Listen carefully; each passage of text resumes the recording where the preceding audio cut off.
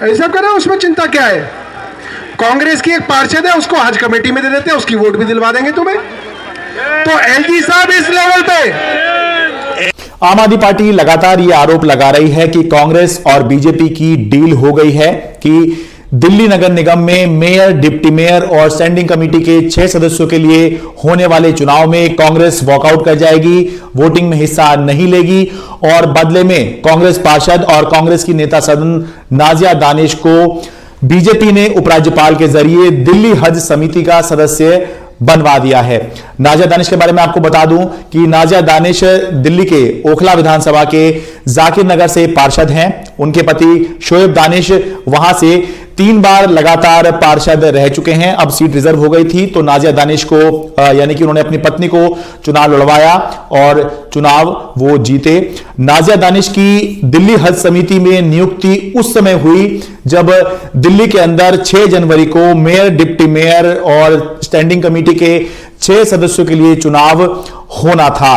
तो ये तो इस बात पक्की है कि अगर कांग्रेस दिल्ली नगर निगम में मेयर, डिप्टी मेयर और स्टैंडिंग कमेटी के 6 सदस्यों के लिए होने वाले चुनाव में हिस्सा नहीं लेगी तो आम आदमी पार्टी मुश्किल में पड़ जाएगी और बीजेपी को फायदा मिलना, बीजेपी की राह आसान होना तय है। तो मैंने आम आदमी पार्टी के आरोपों पर शोएब दानिश से बात की। आपका बहुत बहुत स्वागत है। इन आरोपों पर क्या कहेंगे जो आम आदमी पार्टी आरोप लगा रही है कि आप लोगों की सेटिंग हो गई है, हज समिति में मेंबर बनने के बदले में आप लोगों ने जो है बाहर रहने का फैसला किया है और फायदा जो है बीजेपी को हो रहा है? नहीं सर, ऐसा है, ये तो आम आदमी पार्टी बौखला गई है और ये बहुत बड़ा अफसोस की बात है कि एक महिला को इस तरह इल्ज़ाम लगाना आम आदमी पार्टी का वो ये शोभा नहीं देता। मुझे बड़ा अफसोस हुआ कल जब मुझे मालूम हुआ कि हमारे आम आदमी पार्टी के ये साथी इस तरह कर रहे हैं। जब मैं आया तो यहाँ लोग काफ़ी हमारे लोग इकट्ठा थे, उन्होंने भी बहुत विरोध किया यहाँ पर इलाके के अंदर, उनके खिलाफ विरोध किया। देखिए, हमें आम आदमी के खिलाफ वोट मिला है यहाँ पर, हमें मैंडेट उनके खिलाफ मिला है, हम उन्हें वोट क्यों करें? नंबर 1 बात, हमारी पार्टी ने ये फैसला किया है कि हम वॉकआउट करें, ना हम बीजेपी को सपोर्ट करें ना हम आम आदमी पार्टी को सपोर्ट करें। हमारी पार्टी का डिसीजन है, ये हमारा कोई डिसीजन नहीं है। और जहाँ तक रही हज कमेटी की बात, हज कमेटी में एलजी साहब ने हमें वो बनाया मेंबर, इससे पहले भी बनते आए हैं। केजरीवाल साहब ने भी कांग्रेस की मेंबर को बनाया था, सीमा ताहिरा मेंबर थी, उससे पहले भी बनाया था। ये कोई नई बात तो है नहीं, एक अपोजिशन का लेना पड़ता है क्योंकि अब एलजी साहब ने बनाया है, अब इन्हें ज़्यादा परेशानी है। हम एलजी से माननीय एलजी साहब से कोई डील हो सकती है? इस तरह के इल्ज़ाम लगाना ये बेबुनियाद है, हमारी छवि को ख़राब करने की कोशिश की जा रही है क्योंकि मुस्लिम वोट आम आदमी पार्टी से खिसक गया है। ये यहाँ दिखा दिया गया है, 2 सीटें मुस्लिम बेल्ट में कांग्रेस की आई हैं और वो बौखला गए हैं, बहुत परेशान है। ठीक है, लेकिन ये भी तो सवाल यहाँ पर है कि जो परिस्थितियाँ बनी हैं कि पहला आपका वॉकआउट करना बीजेपी को फ़ायदा पहुँचा रहा है, नंबर 1, और उसी समय पर आपकी वाइफ का जो है वो नियुक्ति हुई है हज समिति के अंदर, तो ये बिल्कुल इन बातों को भी नकारा नहीं जा सकता। आपकी बात हमने जगह ठीक है, हमारी पार्टी का डिसीजन था। हमारे माननीय निगम पार्षद जितने भी थे उन्होंने कहा कि जी हम उनके खिलाफ जीत कर आए हैं, हमें वोट नहीं देना चाहिए। ये हमारी पार्टी से उन लोगों ने सीक्रेट बात की, तो हमारी पार्टी ने फैसला किया कि ठीक है हम वॉकआउट करते हैं। और जहाँ तक हज कमेटी का बात है, डील का कोई लेना मतलब ही नहीं है ना, हो ही नहीं सकता। ये तो एक कानूनी प्रक्रिया है, कानूनी वो है कि इसमें एक अपोजिशन से लेना पड़ता है। हमारे यहाँ से 2 नाम गए थे, शगुफ्ता चौधरी और नाजिया दानिश, तो एलजी साहब ने उन दोनों में से एक को बना दिया। अच्छा जी, ये आम आदमी पार्टी ये भी इसमें आरोप लगा रही है कि राहुल गांधी जो हैं पूरे भारत की यात्रा कर रहे हैं, भारत जोड़ो यात्रा चल रही है और सांप्रदायिकता के खिलाफ जो है ये यात्रा चल रही है। और यहाँ जब मौका आया कि सांप्रदायिकता को हराने का, यानी कि सांप्रदायिकता मतलब उनके हिसाब से बीजेपी है, तो आप बजाय इसके कि उनको हराने के लिए आम आदमी पार्टी के साथ खड़े होते, आप जो हैं वॉकआउट कर रहे हैं जिससे बीजेपी को फायदा होगा। मैं देखिए, आम आदमी पार्टी 10 बार मैं गूगल से निकाल कर अभी आपको देता हूँ, वॉकआउट किया है। 3 तलाक पर क्यों वॉकआउट किया था उन्होंने? अभी आप देखिए निकाल कर, 3 तलाक पर आम आदमी पार्टी ने राज्यसभा से वॉकआउट किया था। इसका मतलब वो बीजेपी को सपोर्ट करते हैं।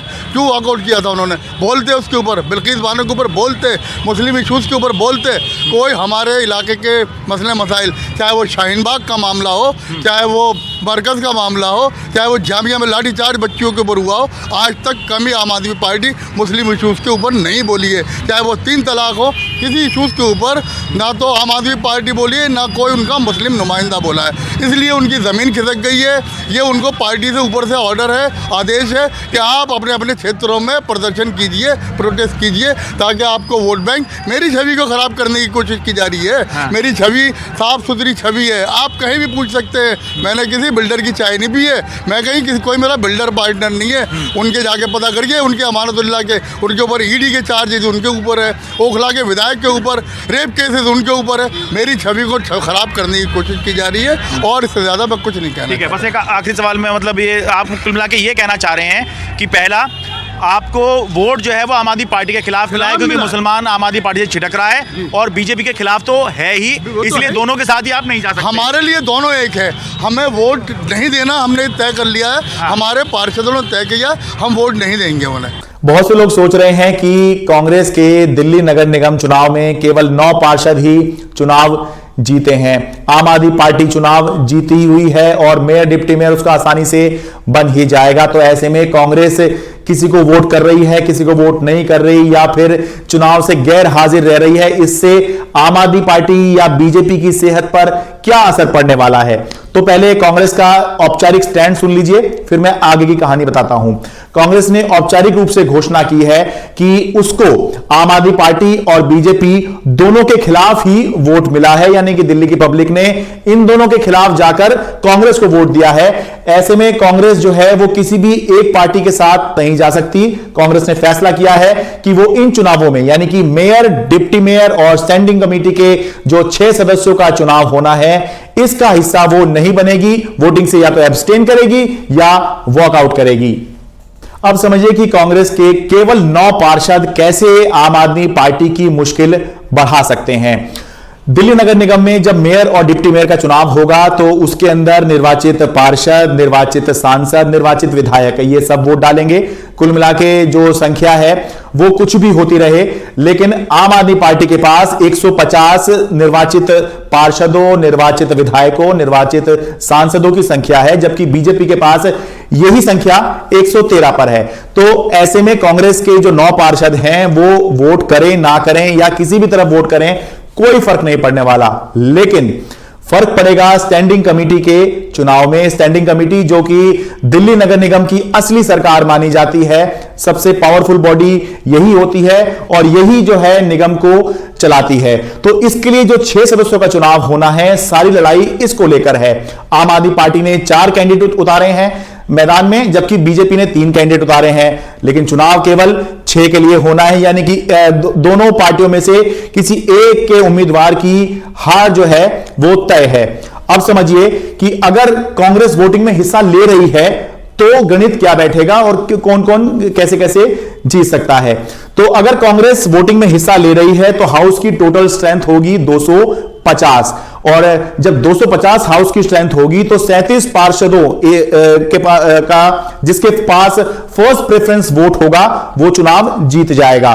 37 के हिसाब से अब आप आगे गणित बैठाइए कि अगर आम आदमी पार्टी को अपने चारों उम्मीदवारों को चुनाव जितवाना है तो आम आदमी पार्टी को चाहिएंगे 148 वोट, फर्स्ट प्रेफरेंस 148 वोट, जबकि आम आदमी पार्टी के पास अभी कितने हैं?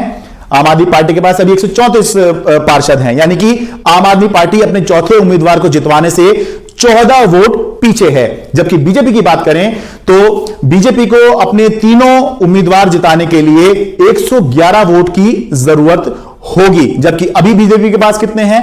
अभी बीजेपी के पास 105 पार्षदों का, उसके 105 पार्षद जो हैं चुनाव जीते हैं, यानी कि अभी बीजेपी अपने तीसरे उम्मीदवार को चुनाव जितवाने से 6 फर्स्ट प्रेफरेंस वोट, यानी 6 पार्षदों का वोट मान लीजिए सीधा सीधा, वो 6 वोट पीछे है। लेकिन अगर कांग्रेस इस चुनाव में हिस्सा नहीं लेगी तो जो 250 पार्षदों की हाउस की स्ट्रेंथ है वो आ जाएगी 241 पर, और पहले जहां 37 पार्षदों के फर्स्ट प्रेफरेंस वोट से एक सीट पार्टी जीत रही थी, अब वो 37 की जो संख्या है वो घटकर आ जाएगी 36 पर। और जब यह होगा तो देखिए गणित कैसे बदलेगा। आम आदमी पार्टी को अगर चारों कैंडिडेट जिताने होंगे तो उसको 144 पार्षदों की जरूरत होगी, जबकि आम आदमी पार्टी के पास अभी हैं 134। यानी कि पहले जहां चौथे उम्मीदवार को जितवाने के लिए 14 पार्षद और चाहिए थे, अब 10 पार्षद और चाहिए होंगे। थोड़ा सा उनका भी जो रिक्वायरमेंट था वो नीचे आ जाएगा, लेकिन बीजेपी का और भी नीचे आ जाएगा। बीजेपी को जो है अपना तीनों उम्मीदवार चुनाव जिताने के लिए 108 पार्षदों की जरूरत होगी। पहले जहां 111 की जरूरत थी, अब 108 की रह जाएगी। पहले उनको जहां 6 और पार्षद कहीं से अरेंज करके अपने तीसरे कैंडिडेट को चुनाव जिताना था, अब केवल 3 पार्षद और अगर बीजेपी जुटा लेगी तो उसका तीसरा उम्मीदवार स्टैंडिंग कमेटी का सदस्य बन जाएगा।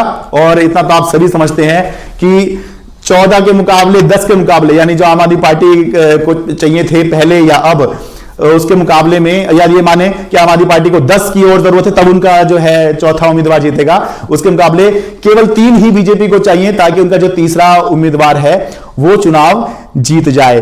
तो इसीलिए जो है आम आदमी पार्टी लगातार कांग्रेस के ऊपर हमला कर रही है और आरोप लगा रही है।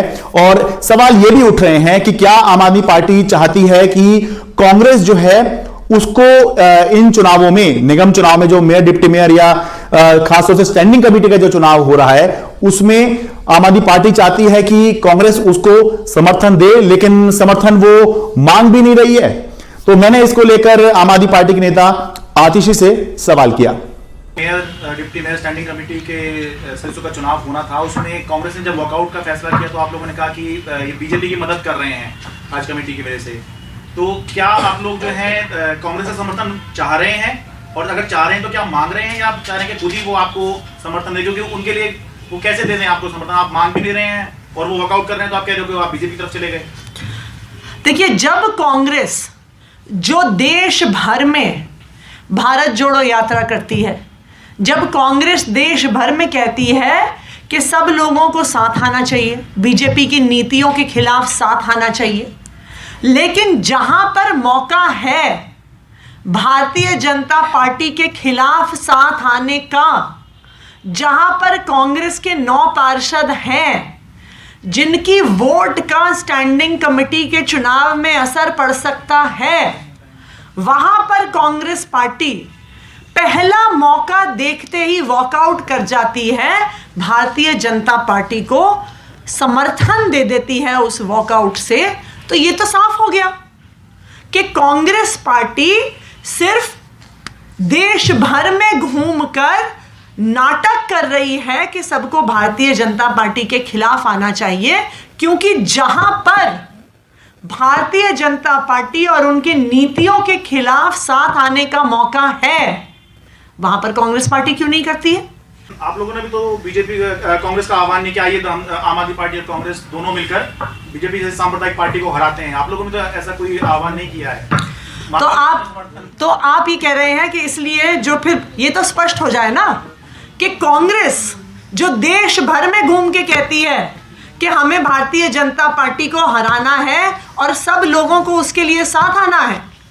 राहुल गांधी जी कन्याकुमारी से लेकर कश्मीर तक चलने का इरादा कर रहे हैं कि सब लोग साथ आए, पर जहां पर उनको पहला मौका आया, जहां पर इस लोकतांत्रिक लड़ाई में भारतीय जनता पार्टी को हराने का मौका आया, भारतीय जनता पार्टी का विरोध करने का मौका आया, तो कांग्रेस पार्टी उस लड़ाई से भाग गई, कांग्रेस पार्टी उस लड़ाई से बाहर हो गई, सिर्फ और सिर्फ भारतीय जनता पार्टी को समर्थन देने के लिए। आम आदमी पार्टी और कांग्रेस की इन चर्चाओं, बातों, संवादों के बीच में ऐसा लगता है कि कांग्रेस के अंदर से ही जो है कुछ राय जो है वो शायद एक नहीं है।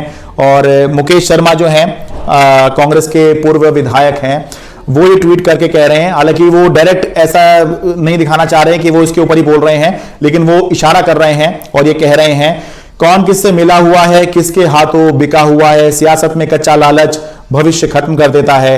हम बारूद के ढेर पर बैठे थे, सो सौदा करने वालों ने हमें मार दिया। मैं निजी तौर पर इस फैसले के खिलाफ हूं। मत भूलो, भारत जोड़ो यात्रा सांप्रदायिक ताकतों के खिलाफ है, इस पर पुनर्विचार हो।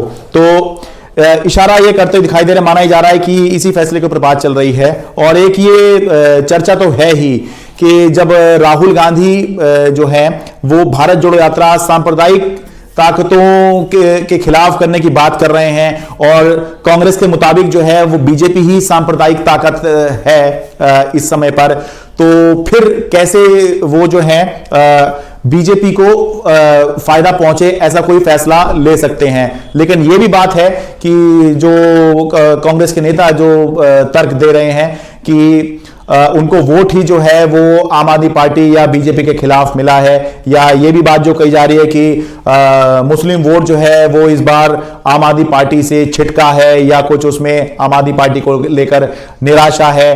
तो इस वजह से भी जो है कांग्रेस के लिए आसान नहीं है आम आदमी पार्टी के साथ जो है जाना या आम आदमी पार्टी को वोट कर देना।